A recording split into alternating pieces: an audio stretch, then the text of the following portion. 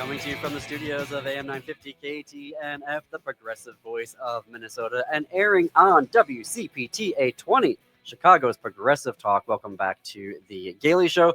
I'm John Parker. It is 33 minutes after the hour. David LaRochelle has been creating books for young people for over 30 years.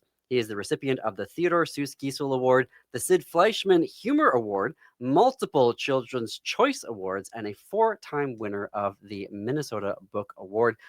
Continuing our sort of tangential Dr. Seuss theme for today's episode that was completely unplanned, but I realized this morning, I'm like, oh, well, David is the winner of the prestigious Theodor Seuss Giesel Award, which is named after aka Dr. Seuss, Theodor Giesel.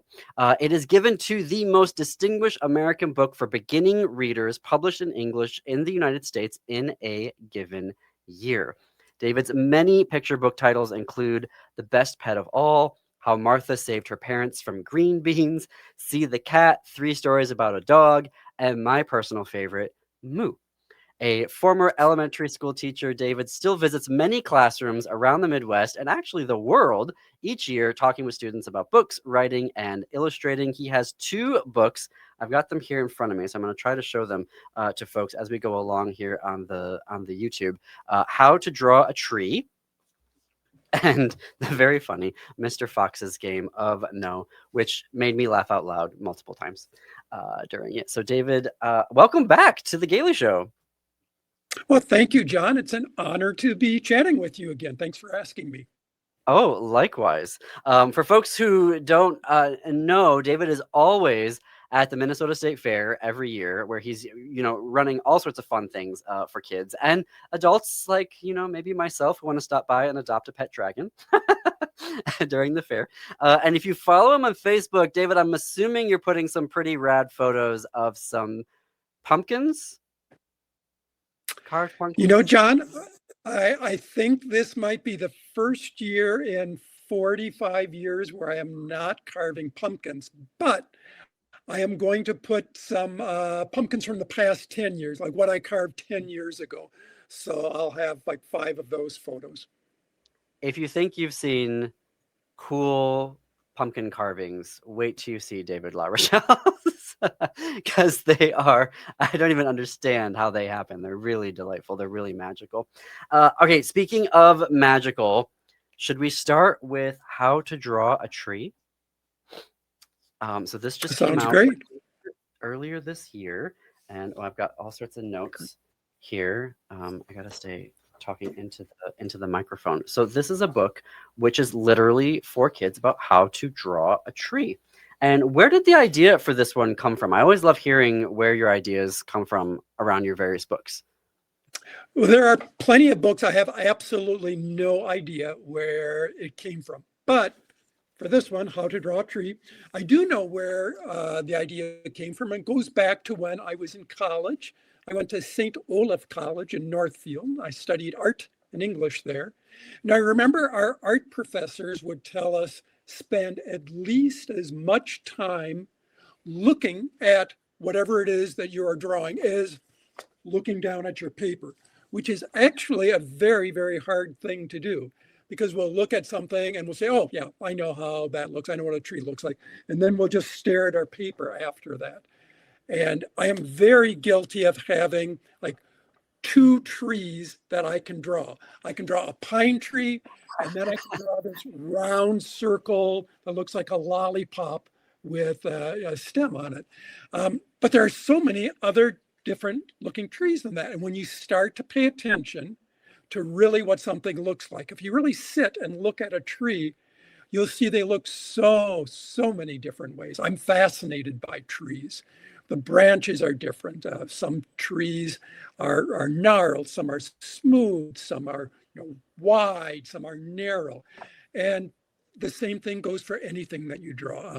I had like one boy that I can draw, but of course everyone looks different. I have one dog, until you start looking at those objects and you'll just be amazed at the differences between things, because of course we're all different from each other. Mm-hmm. I love in there that you have the tactile sense. You have rub your hand along its bark. Don't be shy. The tree won't mind. Does the bark feel rough and bumpy, smooth and papery? I love all of the attention to detail that you're asking the reader to observe, because I feel like that skill can also go beyond just observing and drawing a tree. I hope so. I hope the book is also an encouragement for young people and old people like myself to get outside and really spend time looking at nature. And I find that even when I am outside, lots of times it's just going from one indoor place to another indoor place.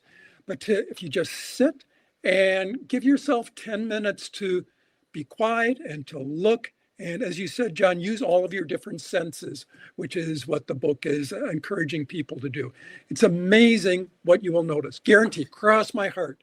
If your listeners go out, spend 10 minutes looking at a tree, they will be amazed at all the different things that they never saw or heard or felt before.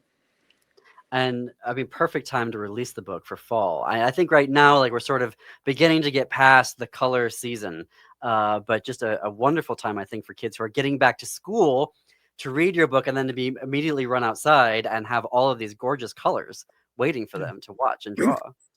There's a local school district who decided to use this book as part of their curriculum. It's one of the nature charter schools.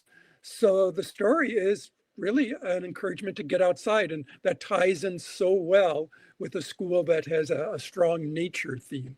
And it's also just a good reminder about how we pay attention, and again, as I said, all the things that you can notice. You mentioned the fall, and I want to point out my favorite illustration in the book. You can see that or not. Yes. Yep. And I didn't give credit to the person who is responsible for at least half of the book, and that is Colleen Muskie, the illustrator. Her illustrations are just gorgeous. I'm so pleased with what she did. And as an author, and you probably know this, John, or maybe you've heard me talk about it, I have very little contact with the illustrator. So I am just keeping my fingers crossed, hoping that the illustrator will come up with something that I like. And in this case, I could not be more pleased with Colleen's artwork. And all the reviews of the book, they've all cited it as how beautiful her paintings are. I'm here with award-winning author David LaRochelle, who has 2 new books out this fall, Mr. Fox's Game of No and How to Draw a Tree, which we're talking about right now. I mean, maybe it's stereotypical, but my favorite illustration was the one with the rainbow. And talk about surprising details. There's no mention of the rainbow in the book, but that's the treasure, the joy of having an illustrator who is creative. Colleen came up with that idea just all of herself. And she also came up with all the different trees in the book. I mentioned no specific types.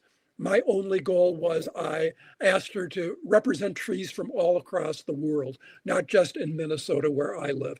And she did an amazing job of that.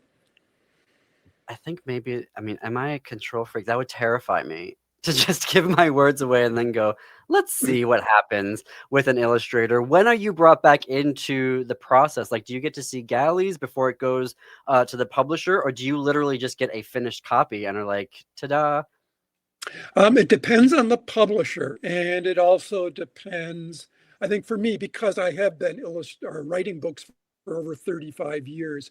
I remember my very first book, I sent the manuscript to the publisher. When they decided to publish it, I did not see any of the artwork until the book was just about ready to be published. So of course, just like you said, I was waiting very nervously to see and hope that I would like the illustrations. This is probably at least my 30th book or so, and I've worked with this publisher before. And I was lucky that, for one thing, they gave me a selection of illustrators they were thinking about, and they asked me my opinion. And that doesn't always happen. And I chose Colleen. And sometimes they ask my opinion and they choose somebody that I didn't even pick. But in this case, they chose the person I was hoping for. And then when Colleen did her first round of sketches, they would send the sketches to me for my approval, if I had anything that I felt strongly about. They do not want me to talk to Colleen about the illustrations. I give my comments to the art director at the publishing company, and then the art director decides which of those comments to pass along on to Colleen. So, and the reason why they keep the artist and the author separate is because they do not want me saying, all right, in this book, I would like the girl to be wearing a blue dress, and I want the dog to look like my neighbor's dog, when it's turned over to the illustrator for her to have the freedom to do her illustrations. That's when she comes up with those wonderful details, just like you mentioned, putting that rainbow in the background or choosing the type of trees that she wants to draw. So when you have a great illustrator, they just take your words and they amplify them and they add a great deal of creativity to that, which I have been lucky enough to have with almost all of my illustrators. I imagine then when you see the illustrations, are there times when the artwork, the illustration brings out something about the story that you didn't even realize was there when you wrote it? Oh, but I missed the very last part of what you said, John. Did you say there are sometimes the illustration doesn't match what I'm thinking of? No, I'm curious about when when you see the illustrations, is there something that comes up that you're like, oh, I had no idea that there's a whole other element to my story when I wrote it, and it's now coming out in the illustration as you're seeing it? Yep, that certainly has happened where the illustrator has added maybe another storyline to go along with the book. And that can just enhance it. And just the adding of the details of things like color can enhance the emotion. You mentioned my book, Moo, which is a one-word book just about moo. But the illustrator, Mike Winutka, did so much subtle impact with the color choices. He told me that, which I did not notice, the background for the book, every single page, it's a different shade of color, and it reflects the emotions that this cow is going through on her pretty wild day. So from a red background when she's excited about something, to a very subdued background when she gets caught red-handed for what she has done that day. And when I went back and looked at it, I said, that's just brilliant with what he did. It is, for folks, you all need to get it. It is an ingenious book. Literally, there's only one word, moo, but David and Mike take us through this entire character journey, and beginning, middle, and end, and it is absolutely, it's ingenious. I love it. Speaking of love, Mr. Fox's. I've got just about 90 seconds before we have to hit a break here, so we can start talking about Mr. Fox and then continue it afterwards. So here, holding it up, it's Mr. Fox's Game of No. And also very clever little setup. Do you want to, maybe you can tell us about the plot, and then we can get more into it when we come back. Sure. The plot is pretty simple. Well, as you know, John, I love to play games, and we have played games together in the past. And that's what Mr. Fox is. It's a game. And Mr. Fox says at the beginning, and he gives the rules for the game. He says, here's how it works. Every time I ask a question, you have to say no. But if you accidentally say yes, then you have to go all the way back to the beginning of the book and start over. Would you be willing to try that, John? Well, let me take a break, and then we can try Yeah, that. I was going to catch you. I was going to have you try to say yes, and then I was going to fool you with it. Well, in that case, no, I have to take a break. So we're going to have more with award-winning author David LaRochelle when we come back. You can keep the conversation going on our Blue Sky, where we have all sorts of additional progressive LGBTQ news and analysis happening. You can follow us. We're at thegailyshow.org on Blue Sky. And of course, follow us and watch us on our YouTube channel. We've got author interviews up the wazoo. So if you're looking for a new book to read this weekend, we have a whole playlist of author interviews. Just go to youtube.com/@thegailyshow. More when we come back. Welcome back to the Gailey Show. I'm John Parker. We are coming up on the top of the hour. He's the winner of the Sid Fleischman Award for humor, which is given to authors whose writing exemplifies the excellence of writing and the genre of humor. He has 2 new books out, How to Draw a Tree and Mr. Fox's Game of No. Our guest is David LaRochelle. We were just getting started with Mr. Fox before the break. And something I appreciated about this is, and I don't have kids and I'm really never around kids, but as I remember as a kid, one of my favorite words was no. So is that something that was, you're like, how did this book get started? Was it that you have, when you go to your school visits and whatnot, you just have a lot of kids that are like, they want to say no, and so you turned it into a game? No, not at all, John. As I said before, sometimes I know exactly where an idea for a book came from. In this one, I do not have an idea. Other than I like to play games, and other than I like to make books, when possible, interactive books between the reader and the child. Picture books are often referred to as performance pieces. They are meant to be read out loud to either a child or to a group of children. And you can read them on your own, but think of picture books in general. It's a librarian lots of times reading it, or a teacher reading it, or a parent reading it, or the bachelor uncle reading the book to their kids.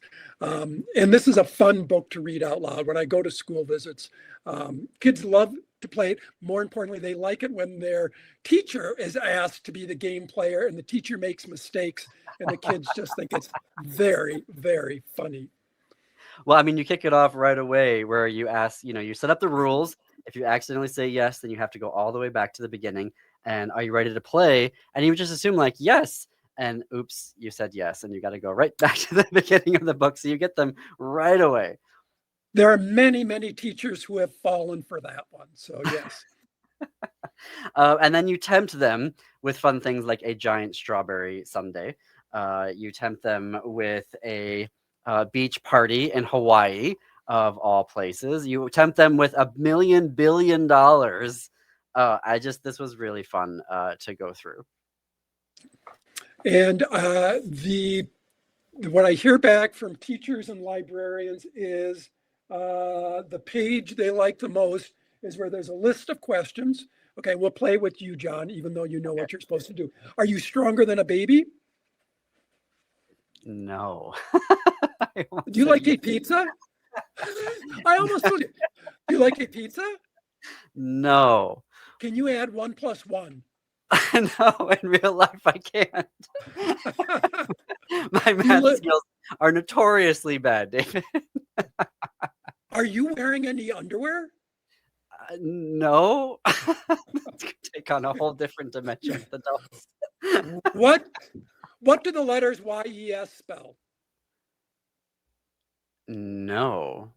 And Did you answer no to all those questions? Oh my God.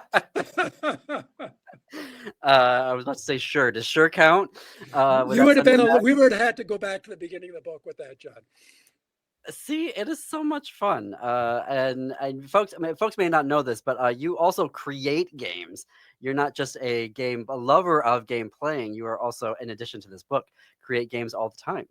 Yeah, I'm a member of a game night group, and we meet during the winter, and each person thinks of a theme every week, and that person is responsible for inventing the games. So the theme could be, Harry Potter, or it could be the state fair, or it could be Broadway musicals. And it's just a lot of fun to whoever is the host to invent games that go along with it. And a book that came just before Mr. Fox, Go and Get with Rex, is a result of one of the games that I invented. I mean, it comes straight for a game I invented for one of our game nights.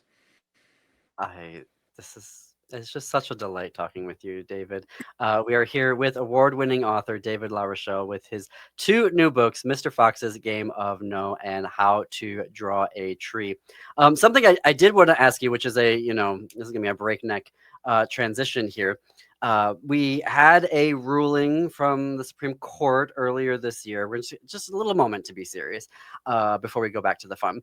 And I want to say that because these books are supposed to be fun, and all of these books are fun, regardless if they're written by, LGBTQ authors or by straight authors, trans authors, cisgender authors. The point that you all are doing is creating a love of reading, and you're doing it in a way with 500 or less words and amazing illustrations. And yet we have a Supreme Court that was like, nah, if it's about an LGBTQ character or themes, don't have it in the classroom. I mean, what are your And thoughts about that? just, well, very, very sad, of course. And when the Supreme Court made their ruling, I think they were looking at either 7 or 11 books were Mhm. brought up. One of those books, Love, Violet, which is a picture book, was written by a dear friend of mine, Charlotte Sullivan. And it is the sweetest book you can imagine. It's about an elementary school girl who, on Valentine's Day, has written a Valentine to this girl that she admires. And she's just afraid to give it to this girl because she's afraid that the girl might make fun of her or will not be happy with the Valentine. And finally, she decides to do that. And the two of them go off and play horses together. How Mm. could anyone think that that is a bad thing for a child to see about? And there's nothing explicitly gay about it. But if you happen to be a young person who maybe has a crush on somebody of the same sex, you would recognize yourself in the book. And that is so empowering, as I'm sure you can imagine. Yes, we actually got to talk to the author Sarah Brannon of Uncle Bobby's Wedding, which actually isn't about really Uncle Bobby's wedding. It's more about a kid who's nervous about, here's my favorite uncle. Am I going to get to know him and see him anymore now that he's getting married? He just happens to be getting married to a man. Exactly. But David, I can't believe that our time is up. I always love talking with you. The books are Mr. Fox's Game of No and How to Draw a Tree. You can connect with David at his website, davidlarochelle.com.